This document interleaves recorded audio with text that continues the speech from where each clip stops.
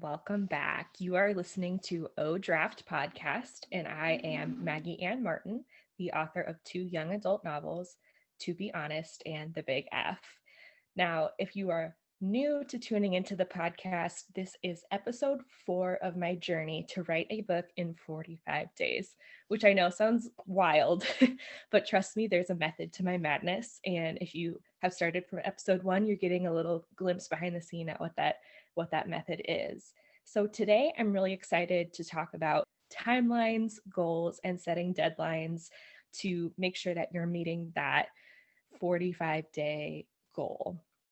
I've been teasing in previous episodes that I was going to release my schedule of how I'm going to write a book in 45 days. And I'm happy to say officially, so you can all hold me accountable, that I'm officially writing a book in 45 days starting on Monday, January 25th. And then I will finish up by March 11th. And so my plan for these episodes where I'm actually drafting the book is each episode I'm going to cover a 10,000 word chunk of drafting that I have done. So I am writing 1,000 words every weekday and then 2,000 words every weekend day.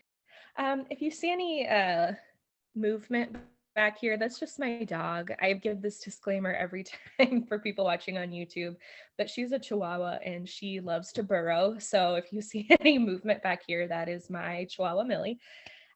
She just likes to be a part of the videos. So there she is today. So, as I was saying, writing a book in 45 days.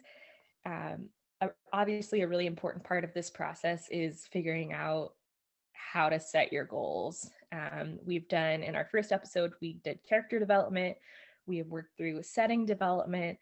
We have worked through your outline. And now it's time to actually get prepared to draft this book and set up realistic expectations for yourself, which I'm going to help you do today. My first piece of advice is to use a website called Pacemaker. And so pacemaker.press pacemaker.press is the website. And this website is really intuitive and helpful, not only just for drafting novels, but if you're working on, a dissertation or you need to get a blog written in a certain amount of time, this will help you set manageable deadlines and writing goals along the way so that you don't have to calculate the math on your own, which I know is super helpful for me because math is definitely not my strong suit. So the first step for setting timelines and goals, I go to pacemaker.press, and then you can create a free account, create a plan, and on your free account, you can have up to 2 timeline trackers going at the same time. If you want to invest and get a paid account, you can have more than 2 running at a time. But since I'm just using it for this project right now, I'm keeping my free account.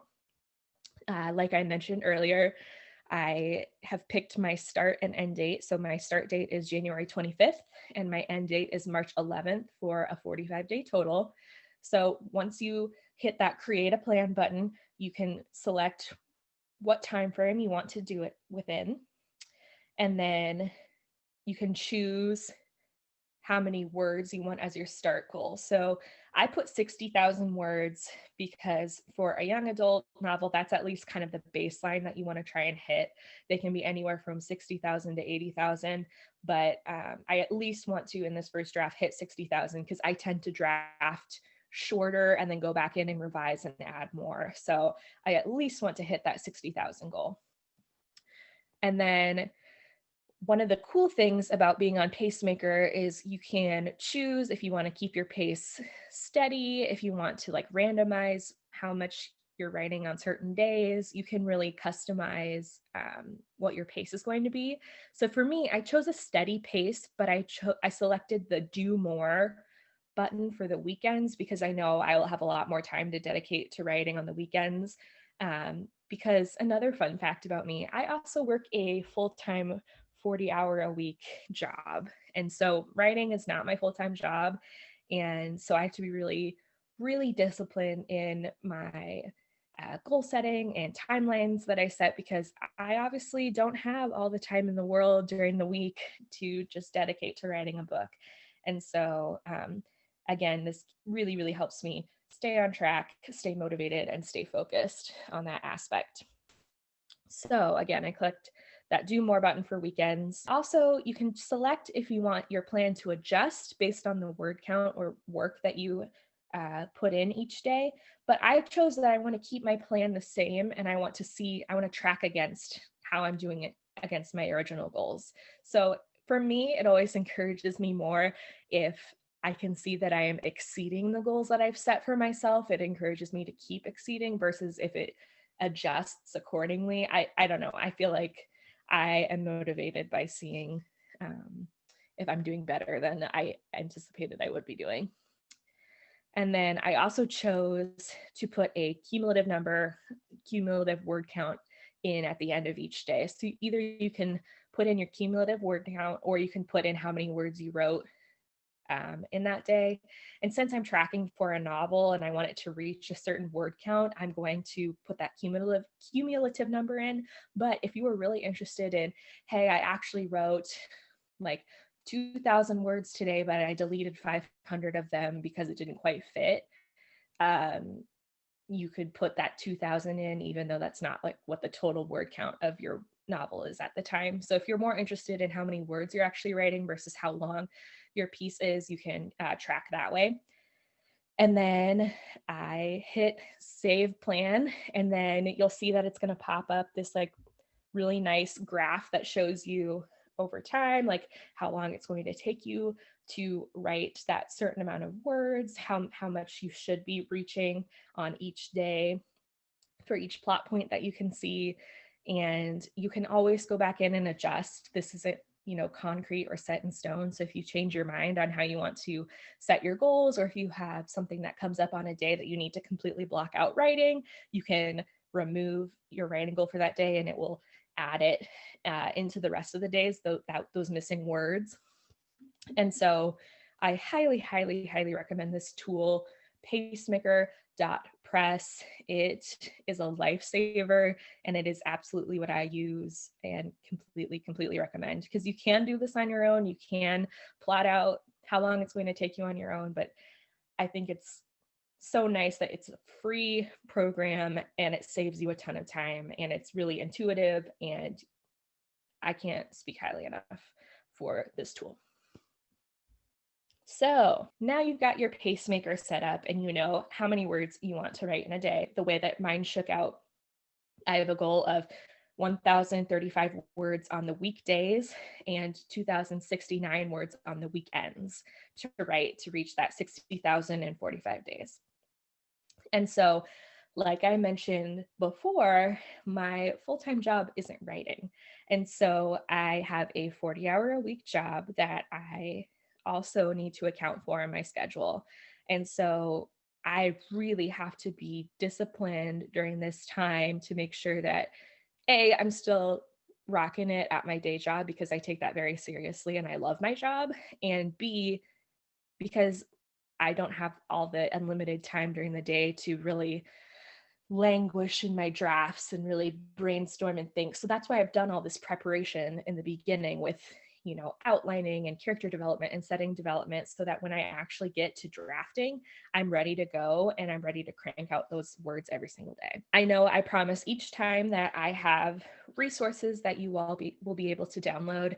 And while this one is not as like a comprehensive worksheet as my other ones, I do have a sample schedule for you all to take a look at. I think for me, it's really important to time block out what I'm going to be doing in a day so that I can get up in the morning, visualize, see what's on my schedule. It's one thing, I obviously have a calendar for my day job that I look at every day, but I don't schedule out typically everything else that I'm doing in my day. And so when I'm on this tight of a deadline, I really need that transparency with myself to say, okay, I am going to block off this chunk of time for writing, this chunk of time for reading. This is my free time where I can binge some Netflix.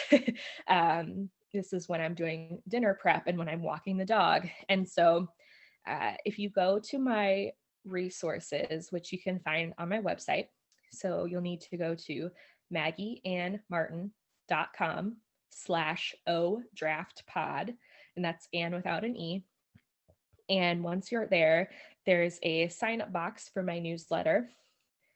So you'll enter your information, sign up for that newsletter, and then you will get an email immediately that says, confirm your subscription to Maggie Ann Martin. You need to confirm that subscription in order to get the email with the resources. If you don't confirm your subscription to Maggie Ann Martin, you will not get that email with the link. Just based on email spamming laws and privacy laws, the email provider that I use make sure that if you're signing up for a newsletter that you really want to be signed up. So you need to do that in order to get access to those. So you'll find on there, I have my schedule for the next 45 days included in there. And it looks aggressive, but I think because of the period of time that we're in right now with the pandemic, and based on, not really being able to go out and do anything social, I think now is kind of a perfect time to try and be aggressive on a timeline like this, because I'm not trying to balance really my social life right now. And so you'll see on there, I have a complete 8 hours every day blocked out for work. And then I have time blocked out for meals, walking the dog, and then I have the time blocked out for writing and reading. And this isn't going to be the same for everyone. Some people really thrive on just writing a ton on the weekends. And usually when I'm not on a 45-day deadline, that is when I get my writing done. I don't usually try to write during the weekdays, but since I'm on a time crunch that I've obviously set for myself, I put some time into my every day that I'm going to write. So an easy way that you all can use this is make a copy of my schedule that I have in there, and then go in and rearrange the blocks so that it fits for you. Like if you have school or if you're working at certain times, go in and switch things around to make it work for you. If you are more of an early riser or you stay up late and are a night owl, you can adjust accordingly there too. You'll see in there that I've blocked out 15 hours a week to write. And that doesn't mean that I completely have to stick to that. Things come up, things change, schedules change, but I at least want to try and get 15 hours of writing in a week so that I can hit this self-imposed deadline. I don't know if anyone on here is like me and likes to have a planner. So on YouTube, I'm showing my planner. It's from Talking Out of Turn. And I think this is like the most fun goal setting planner that I've ever owned. And so I'm going to leave a link to that. I mean, it's a little late in the year, but they're great. And so I have been really trying to plan out my weeks on my planner as well as in that Excel spreadsheet that I showed you. And one way that I am doing on my physical planner to get my word counts in is I'm using these stickers that were created by Mandy Lynn here on YouTube. And Mandy is an indie author who also has a product called the Book Launch Planner. And so this is technically part of her Book Launch Planner merch. And it just is a really cute little sticker that says word count. And I'm going to use this and put this every day in my planner for the goals of word count that I want. And then at the end of the day, I'll write in how many words I actually wrote. I'll leave a link to Mandy below as well, because I think her content is amazing. And so if you want stickers like that, she also has stickers for editing, which I do have as well. She has stickers for if you want to schedule out when you're posting on different social media. With her book launch planner, she's really kind of thought of everything. I think too, for me, being able to track both online, like virtually with Pacemaker, and then also in my like physical planner, it's like 2 touch points, 2 reminders to myself of my goals and what I want to accomplish in that day, which for me just makes it stick more in my brain versus if I was just looking at one place. So I know it might be overkill for some of you to have, stickers in your physical planner and being on Pacemaker, but for me, it's very helpful. Obviously, I've given you a ton of tools that, you are responsible for checking in on. But something that is also super helpful is having an accountability buddy. And so this is someone that could be on this 45-day writing challenge with you that you're checking in with. This could just be your friend that you're like, hey, please bug me every day and ask me how many words I've written, because if I don't have someone checking in, I'm going to fall off track. So it's really helpful to have an outside person that is keeping up with you so that you can't fall into, making excuses of why you couldn't draft or just not meeting your goals at all. I know for me, it's helpful if I let someone else know, hey, this is what I'm doing. Please keep me accountable to this. And that is pretty much the reason why I started this podcast, because I want you all to keep me accountable as well. Another thing that is super important when you're setting these kind of aggressive deadlines is you have to be realistic with yourself. There are some days that you are just not going to reach that word count goal, and that is okay. Sometimes you're not in the right headspace to write. Sometimes something happens with your family that takes precedent.